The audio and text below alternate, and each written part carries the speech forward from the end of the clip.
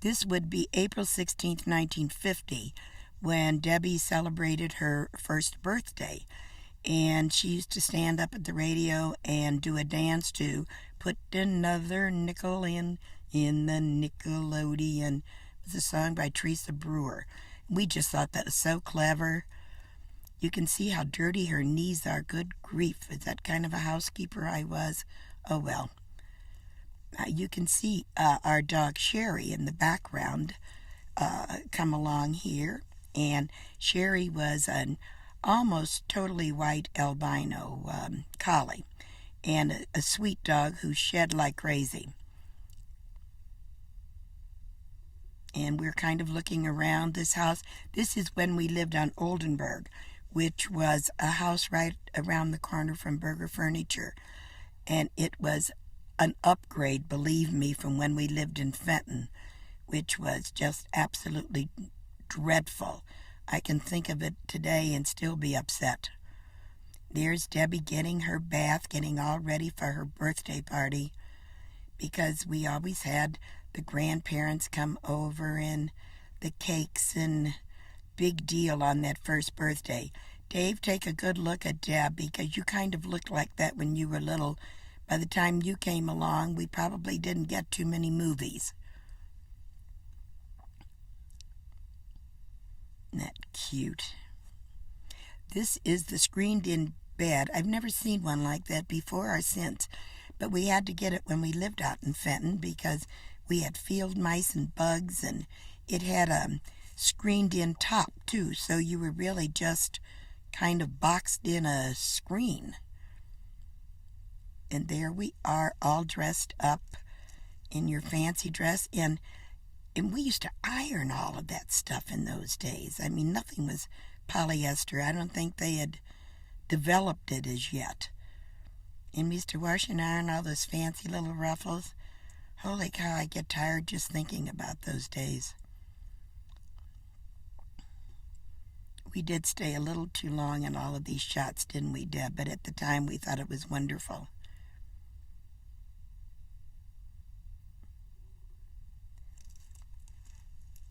There, we wanted so desperately to have you walk. And in fact, I think you're wearing the jumping jack shoes that someone said you would walk if we put them on you, but you didn't. As time went on and we had more children, I didn't encourage your kids to walk ever. Just stay in that playpen and just sit and relax. Oh, look at that birthday cake. I'll bet it was one that my mother made. She was the best cake maker. She would make an orange chiffon cake, and that was probably one that she made. My mother was a wonderful baker. My gosh, how many birthday cakes do we have? See what happens with the first child? You poor little boys that came along near the end. I'm sure you got a birthday cake somewhere along the line. But while Debbie is eating her cake, I will tell you that when we were first married, we lived out in Fenton. And as the movies progress, you'll see some parties out there that Grandma and Grandpa Berger had. They took over that property in Fenton when we found out that it just was not the place we wanted to be. There's Warren, and let's see, there's Marie, there's Feathers, there's Jeannie, my mother, that was Mike. And there is Bud Berger when he graduated from grade school with Bob and Corrine Berger, and there's Aunt Viola. Oh my gosh, that's Bob and I. Look at that sauntering across that street. I tell you, we always, oh, look at the outfit. Okay, now this is out at Fenton, at the farm, they used to call it. This is what we bought when we were married. A customer came in. Well, you can all see that that's Debbie in this. You can see our built-in swimming pool, how lovely it was. She was playing with some child that I haven't a clue who it was. It was no relative, so it's all right. But we bought this with Bob's GI loan. It was $10,000, and I think $60 a month mortgage. And some customer had come in to Burger Furniture who owned this place and told Bob what a wonderful thing it was and how great Fenton was. And it was a concrete block house, no basement, no connection to city water. We had not a septic tank, whatever you call those things where you collect water. And of course, we weren't going to use rainwater. So for $7, we bought 2,000 gallons of water or whatever it was and used it up in a week because we were used to just using water. Well, we didn't have a well, and it certainly did cut down on showers and things of that sort at home. We had to come into town to do it. Well, we're looking now at Mary Ellen Craig, and I think that's Bob Sherman, who are cousins of Bob's. They're related to whoever on Grandma's side of the family. Now, this was still Bud's party, and I think there are quite a few Warren's friends out there. And here comes Bud. He's going to do something silly. And there's Bob standing there. And he's going to walk up to Ray and do something really foolish, I think. There you go. But that's what we always do on movies, isn't it? Do something kind of silly. And we used to have the best food when we went out there. They'd barbecue, hamburgers and hot dogs and potato salad, all the good stuff. That was Sherry that just walked in. And there's Debbie taking her first steps. Finally. Would you look at those fancy shoes on Mama? Good grief. That's good, Debbie. Just keep trying. And I would assume Debbie, well, it probably was June, and Debbie was born in April. So you were almost 14 months when you really decided to start walking. And just about the time you'd get started, oh, that's great. The dog would come up and back into you. That's probably why you never even wanted to let go and walk. That dog gave us so much trouble. You know, that hammock, I never did see why people used hammocks. I'd try to lay down on them and never failed. I got flipped right up. That's my dad walking around.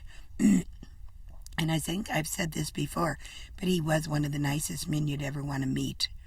And there's Grandpa Burger, who was also a nice man. And he was watering his flowers. He got great enjoyment out of his garden.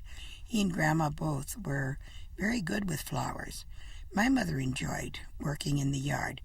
It was not anything I enjoyed. I always say it was my mother's fault because when we were little, I don't know who that fellow is, when we were little, when we'd get punished, we'd have to pull weeds. So I always blamed it on Mother that I was never into gardening. Probably the fact that I didn't have a green thumb didn't help either. Now look how well Debbie is walking now. I tell you, I was into ruffles, wasn't I? Look at that. But that's cute on a little one. Wasn't cute on big people like me when I wore all those ruffles. I don't know what got into me. But there we go. I bet you're going to go in the sand pile, Debbie, and play in the sand. I don't think that was a regular sandbox that Grandpa had out there. I think he kind of used it to mix concrete and stuff like that. But you can tell you're the first child and the only one because we took so many pictures of you. It was just incredible. And there's old Sherry again. Sherry was a really good dog, very gentle dog. Unfortunately, she had an awful lot of dog hair, and she just kept things messy. And here we go. Look at Debbie. I bet she's going to climb right into that. Oh, she's eating the sand. And Sherry used to lay on that sandbox to keep cool, I believe.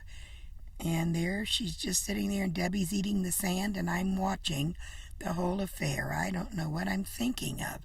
Debbie's going to get in the sandbox because she knows it's cool in there also. So there Sherry's had enough. It just was not easy. One night we came home, somebody had broken into the house and just wrecked everything. In fact, the first day that we came home from our honeymoon, Bud and Ray rode their bicycles out there. How their mother ever let them do that, I'll never know. And that's show you what a good cook I was. I was hard boiling some eggs, and when they showed up, I thought, oh, I guess I need more. So I put some more eggs in with the first eggs. Never occurred to me, I guess, to use a different pot. And I thought, now how am I going to know which ones went in first? So I put Band-Aids on the eggs that I put in second. Well, you can guess the Band-Aids boiled right off, and I didn't have a clue what I was doing. But I think it was probably a Friday, and when I think back, I fixed the same dinner every Friday for probably a year. We had tuna salad, and I put it in a tomato cup, and peas and bran muffins. That was a kind of a healthy dinner, but I had no imagination. I never tried anything else. There's Bob and Sherry and me and Debbie.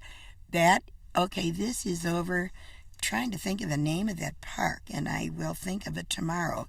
It's over at Alton Lake at that big hotel complex over there. Now, this is when we first got our camera. Those other pictures were taken with borrowed cameras. And my mother made that little coat and hat that Debbie is wearing. And she had little red shoes, and she just was darling. Now, watch this. She's going to walk up to a bench, and you can all figure out exactly what happens. I don't have to explain anything, I don't think. Now take a look. Uh-oh. I think you know what happened. Now look at the expression on the face. Oh, see? And I just stood there and watched and thought, isn't that cute? Holy cow, how times have changed. And Deb, I would say you were about 2 at that time. I'm not terribly sure, but it looks like you're in a spring coat. Okay, here we are back in the country. Now that's Mary Ellen Craig. That is Aunt Louise and Uncle Bud's daughter. And we used to go out to the country on Sundays and take them all out and play. And it looks like it was fall. So I would say Debbie was, maybe 2.5. You were probably 2 in April. And that is Whitey, Grandpa Berger's favorite dog. He's the dog that, before I got married, I baked a cake and brought it over to Berger's. And Grandpa Berger said, I don't eat anything that my dog doesn't eat. So he takes a piece of cake and throws it to the dog. Stupid dog wouldn't touch it, and neither would Grandpa. He was a piece of work. Grandpa was interesting. I liked him, but he was tough. He was tough, and either he liked you or he didn't. There was no in between. I was fortunate he happened to like me. But if he didn't, there was no redeeming factors. He just was very specific in his likes and dislikes. Oh my gosh, I had my glasses on, and I think that's what I was doing, was pulling them off. I did that my whole life. I can remember walking down the street and seeing a boy coming, and I'd yank my glasses off and put them in my pocket. Can't tell you how many times I sat on them. Oh, for crying out loud. Don't ask me what I was trying to do. I haven't a clue. But you know how that is when you had a movie camera. You'd say, do something. And you could never think of anything to do. You waved or did something silly. I think I was always trying to lift my chin so that I didn't look like I had a fat neck. This is Ray. He had a party out there one time. And he was in high school. And I don't know the girls. Or I probably recognize some of the boys. But Ray would have been in high school, teenager. He probably was about 14 or 15, I guess, at that time. And that was before Ray was a big person. He was a cute kid. I always liked Ray. Okay, Ray, just keep dancing. I used to take care of those kids a lot. And when the Burgers would go to New Orleans for Mardi Gras, which they did almost every year, I would stay with the boys. And I took them to their Boy Scout meetings and cooked the meals and did whatever. And they would go sometimes for a month or 6 weeks.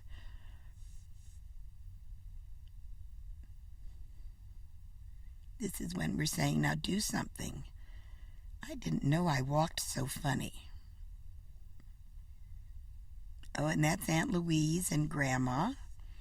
And that's that charming house. It did have just a living room and a kitchen and a bedroom. And it did have a garage, which a huge snake crawled out of one day. But I think Grandpa made a room out of that garage. You know, in recent years, I've driven down that street, and I'm still finding it hard to see exactly where that house was. But it was on Haran Drive, just a half a block off of Bowles. This is so silly. This is Debbie's 3rd birthday, and we lived on Oldenburg. And that was, oh my gosh, that was Danny, whatever his name is, that lived next door to us, and he's now a doctor. And that's June Billingsley, and that's Clay and Craig Billingsley. And there's Marie Burke carrying Kathy, I'm assuming. There's Jane Fino with Jan. There's my mother and Aunt Viola. And there is Aunt Delphine. She's the one when she got married. There's Aunt Deanie. Aunt Delphine was married to Irv somebody. Oh my gosh, I'm expecting Patty. Yeah, and there's Aunt Vera and Clay Billingsley. But Delphine was the one whose husband went out for a pack of cigarettes and never came home. That was the end of him. He was a man that manufactured hats or something. Now that was the tavern down the street, and that was Debbie's 3rd birthday party. Well, now here we are back at the farm. There's Bob, and as I told you, that was the place out of hell that we lived. It was so awful. I hated it out there. As I say, can you imagine me out there with no phone? I used to say if a burglar tried to break in, I was just going to have a bottle of ketchup handy and dump it on me and lay on the floor and act like I was already dead, because we didn't have any phone. I mean, it was craziness. One morning, I was making the bed and a mouse ran across the room, and I went and sat in the yard in August. Almost died of the heat, but sat outside until Bob got home at 6 o'clock that night. It was craziness. Okay, this is when Grandma and Grandpa had the place, and it was all right to visit as long as you didn't have to live there. If we could see somebody's face, I might be able to tell you who it was. That's Mrs. Presack, and that is Bob and Debbie. Look how much hair Bob had. Oh, and he put that wave in nicely, too. Oh, for crying out loud. This is really jumping around. Here we are in Bella Villa, and you girls were acting like you were all brides. And I think I put curtains on your heads so you could, those were curtains. I must have been crazy. Okay, you were still 3. How did you, because I recognize that's the dress that you wore on that 3rd birthday picture. Your birthday's in April. Okay, so we moved in about June because Patty was born while we lived on Bella Villa. And that's Bella Villa. And that's where, as I say, the Nieblings lived. This must be after Patty was born, because I'm not pregnant anymore. Oh, isn't that? You were really an acrobat, Deb. I'm surprised we didn't get you into showbiz with that kind of talent. Oh, here I'm showing how you learned how to climb the fence the first day. So much for letting you play in the yard and not worrying about you getting out. And it seems to me you give an expression of exhilaration. Sure you did. And look at there's old Sherry. Is this a stitch? Here's Easter. It must be Easter of 53. Because, Patty, you were born in 52. And you look like you're not quite a year old. So, as I say, we do bounce around a bit. I'm sure we had a good reason to splice them together in this manner. But off the top of my head, I can't think of what it was. Well, maybe it would have gotten more boring had we done it in order. Patty, you're going to eat that, I know. You used to put everything in your mouth, including when you were about a year and a half, you got into a can of turpentine and almost ended up in the hospital being dehydrated. You always were sticking things in your mouth, and I remember one day I had a dish of egg whites in the refrigerator and you drank them. I thought maybe that would cure you, but I'm not sure that it did. Oh, there we're showing our pretty love. Oh, we're still hunting for Easter eggs. Oh, look how big our television has gotten through the years. That's probably a 12-inch or a 14-inch. I can see it's bigger than that 7-inch. And I think by that time we had more than one thing, more than one station. Oh, you're singing a song. Oh, that's good. Oh, hippity hop. Here comes Peter Cottontail, hopping down the bunny trail. Oh, very good. Boy, you sure did have some cute clothes. We should have hung on to some of those things. Isn't it a shame we didn't have sound? You could have heard you singing this instead of me. I don't remember what the counting routine was for, but it must have been something good. Oh my, oh boy. Look at that. Oh, that was that same stereo. And there's Bob in his Easter regalia, and he is wearing a bow tie. I wonder when he went through that bow tie era. Oh, you did take dancing lessons, Debbie. That's right. How quickly one forgets. Oh, you're looking cool, Bob. Yeah, he always liked to put the hand in the pocket when he wanted to look cool. And wearing his thread and needle shoes. Oh my gosh, there's Mama parading again. Gee, I wish I were as skinny as I thought I was fat then. Mother made that coat for Debbie, too. She was very talented. Didn't get any of that talent. Oh, and look at how dressed up Patty was. Sure, we all had to show our shoes. And my hat, and my purse, and my little white gloves. Oh my goodness, did we dress to the teeth in those days. Patty, you're still eating that silly chicken? I think you are, by George. And I'm letting you do it. Oh, and look at this outfit. Good grief. Oh, and I bet I'm still wearing those same high heels. To my grave I will be in my high heels. But wait till you get up to the top and see that red hat. That was the killer. Always did love hats. Is that cool or what?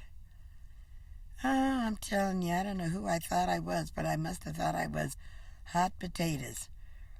Oh, we're doing the Gary Cooper or Humphrey Bogart look. Oh, Bob, little did we know that that's what would do you in. Doggone it, and you were looking cool. Oh, we are flipping around again. This is Debbie's 5th birthday party.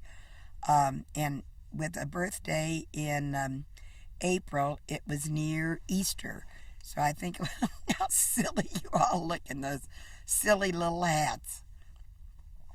But I think you would have been about 5 at that point. Oh, this is when I was taking the pictures. This was taken after you got home from school, and I forgot to turn the lights on. In a minute, I'll think about it and turn the lights on. So you missed all of this, but there you go. See, I finally remembered what I was doing. I was never very good at that sort of thing.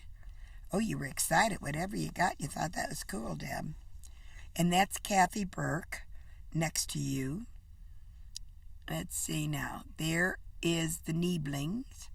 And there's Mike Burke. And Janet Niebling. Oh, and that's Niebling. And that's Patricia. And that was my mother. There's Debbie. And that's Dorothy Rebetker again, I think. And that's Kathy Schindler. I can't believe I know these people. Maybe that's Dorothy. There's Tim. There's Loretta. We're pin the tail on the bunny, I think. This was in the basement at the house on Bella Villa. Isn't that cute? Loretta drew that. I told you she was talented. Did you win a prize for that, Debbie? I don't know. Oh, my. And look at the cake. Had that baked at a place up on Lemay. And Loretta made all those little egg cakes. Oh, I don't know how this happened, but got it upside down. Debbie is playing the piano, as you can see. And you know how good she is if she can play it from hanging on the ceiling. And Deb, you were very good, but you never really liked it that much. So you never, we kind of quit. But I think years later you kind of went back and did some with it. I think that was about the time in your life that you said to me, I wish you had done more things when you were little so we wouldn't have to. Look at this. Is that clear? Oh, I tell you, are those girls good to do that upside down? I have a feeling that this is when Patty, that's good, Patty. And to do it from that position is incredible. Is this the time that you do the itsy bitty spider climbing up the spider web? I don't know. No, you're doing a different dance in a song at that point. I'm reminding you one more time that your father was the one that did the editing of this. I can't figure out what song that is, Patty. Oh, but it looks like a good one because you did it with expression. Oh, here we are back at the 5th birthday party. And here we are doing that same old dance, ball in the jack. Put your right foot in, put your right foot out, etc., etc. And that's Patty. You were doing pretty good, Patty, for a little kid. You must have been about 2.5 at the time. Oh,